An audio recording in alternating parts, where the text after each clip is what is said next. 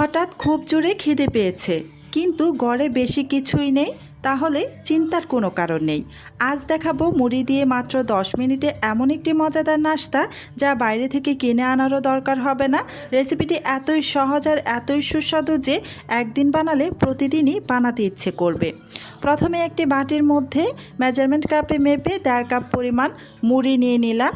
দিয়ে দিচ্ছি 1 চা চামচ পরিমাণ আদা কুচি আর 1 টেবিল চামচ পরিমাণ রসুন কুচি। এখন দিয়ে দিচ্ছি স্বাদ অনুসারে কাঁচামরিচ কুচি। মরিচের পরিমাণটা কিন্তু আপনারা আপনাদের নিজেদের টেস্ট অনুযায়ী বাড়িয়ে কমিয়ে দিতে পারেন। এবার 2 টেবিল চামচের মতো ধনিয়া পাতা কুচি দিয়ে দিলাম। দিয়ে দিচ্ছি হাফ কাপের মতো পেঁয়াজ কুচি। এবার এই সমস্ত উপকরণ একসাথে কিছুক্ষণ মেখে নেব।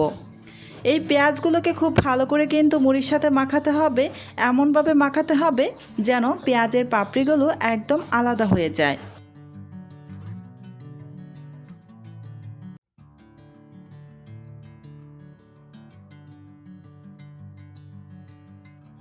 এবার দিয়ে দিব মরিচের গুঁড়ো 1 চা চামচ পরিমাণ। ঝালটা আপনারা আপনাদের নিজেদের ইচ্ছে অনুযায়ী বাড়িয়ে কমিয়ে দিতে পারেন। হাফ চা চামচের থেকে একটু বেশি হবে গরম মশলার গুঁড়ো দিয়ে দিলাম স্বাদ অনুসারে লবণ, হাফ চা চামচের মতো হলুদের গুঁড়ো। এই হলুদের গুঁড়োটা দিলে কিন্তু নাস্তার কালারটা বেশ সুন্দর আসে। এবার সমস্ত কিছু একসাথে আবারও কিছুক্ষণ মেখে নেব। এই নাস্তাটা তৈরি করতে কিন্তু খুব বেশি সময় লাগে না, আবার খুব বেশি উপকরণেরও দরকার পড়ে না। অল্প কিছু উপকরণ দিয়ে দারুণ টেস্টি একটা নাস্তা তৈরি করা যায়। এবার এখানে দিয়ে দিচ্ছি হাফ কাপ পরিমাণ কুচানো আলু। আমি এখানে আলুটাকে একদম গ্রেটারের যে ছোট ছিদ্র অংশটা আছে সেটা দিয়ে ভালো করে গ্রেট করে নিয়ে 4 থেকে 5 বারের মতো পানি পাল্টে পাল্টে আলুগুলোকে খুব ভালো করে ধুয়ে নিয়ে তারপর এখানে যোগ করেছি। এবার খুব ভালো করে আবারও সমস্ত কিছু একসাথে মেখে নিচ্ছি।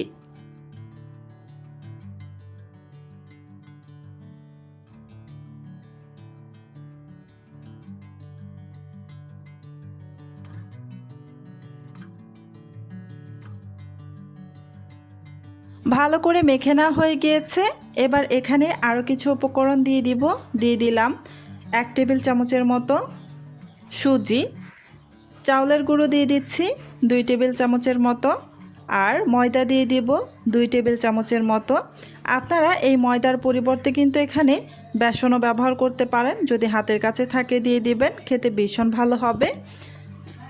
তো আমার হাতের কাছে বেসনটা ছিল না, তাই আমি ময়দা ব্যবহার করেছি। আর আলাদা একটা ছোট বাটির মধ্যে একটি ডিম ভেঙে নিয়েছি, এই ডিমটাকেও এই মুড়ির মধ্যে দিয়ে দিলাম। সব উপকরণ কিন্তু আমার দেওয়া হয়ে গিয়েছে, আর কোনো উপকরণের দরকার নেই।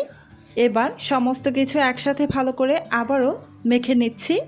এখানে কিন্তু পানি ব্যবহার করা যাবে না। এই ডিমটা যে দিয়েছি, এই ডিম দেওয়ার কারণেই কিন্তু আর পানি দেওয়ার কোনো দরকার পড়বে না। আপনাদের ক্ষেত্রে যদি এখানে মাখানো না যায়, মানে খুব বেশি শক্ত হয়ে যায়, সেক্ষেত্রে কিন্তু আরও এখানে একটি ডিম যোগ করতে পারেন, তো পানি ব্যবহার করবেন না। তো এই পর্যন্ত যারা আমার ভিডিওটা দেখতেছেন, প্লিজ আমার ভিডিওতে একটা লাইক দিয়ে দিবেন। আর আমার চ্যানেলটি যদি আগে থেকেই সাবস্ক্রাইব করে দেওয়া না থাকে, প্লিজ আমার চ্যানেলটি সাবস্ক্রাইব করে পাশে থাকা বেল আইকনটি অন করে রাখবেন।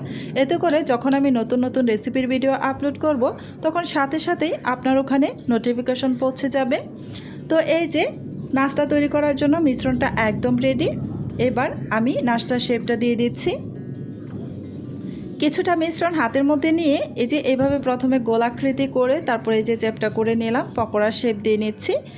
এভাবে করে আমি এই যে আরও একটি বানিয়ে নিচ্ছি। প্রথমে গোল আকৃতি করে তারপরে এই যে এভাবে চ্যাপটা করে নিলেই হবে। তবে আপনারা চাইলে কিন্তু অন্যান্য যে কোনো শেপে বানিয়ে নিতে পারেন, তবে আমার কাছে এভাবে সবচেয়ে বেস্ট লেগেছে। তো এই যে দেখুন, এভাবেই কিন্তু সবগুলো বানিয়ে নিব।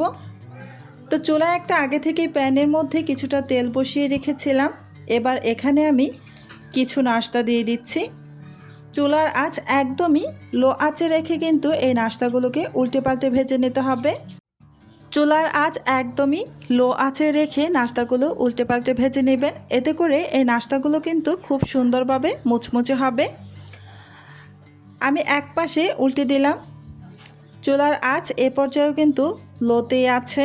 আমি পুরো এই নাস্তাটা পুরো সময়ই ভাজবো লো আঁচে রেখে। তো এই যে উল্টে পাল্টে কিন্তু আমি নাস্তাগুলো খুব সুন্দর কালার আসা পর্যন্ত ভেজে নিয়েছি। এবার এই নাস্তাগুলোকে এই তেল থেকে তেল ঝরিয়ে উঠিয়ে নিচ্ছি। এই নাস্তাগুলো ভাজতে কিন্তু খুব বেশি তেলের দরকার পড়ে না, অল্প কিছু তেল দিয়ে কিন্তু নাস্তাগুলো ভেজে নেওয়া যায়। আর এই নাস্তাগুলো একবার তৈরি করলেই আপনারা নিজেরাই বুঝতে পারবেন কতটা মজা হয় এই নাস্তাগুলো। তো এক ব্যাচ ভাজা শেষ, উঠিয়ে নিয়েছি। আমি দ্বিতীয় ব্যাচ ভেজে নেওয়ার জন্য আবারও চুলায় প্যানের মধ্যে কিছু নাস্তা দিয়ে এই যে এক পাশে কিন্তু কালার চলে এসেছে, তাই উল্টে দিলাম।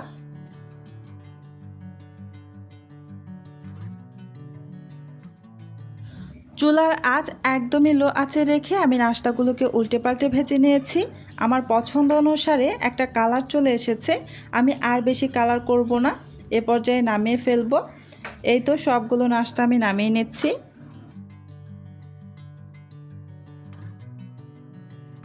আশা করি আজকের মুড়ি দিয়ে তৈরি এই সুস্বাদু রেসিপিটি আপনাদের ভালো লেগেছে।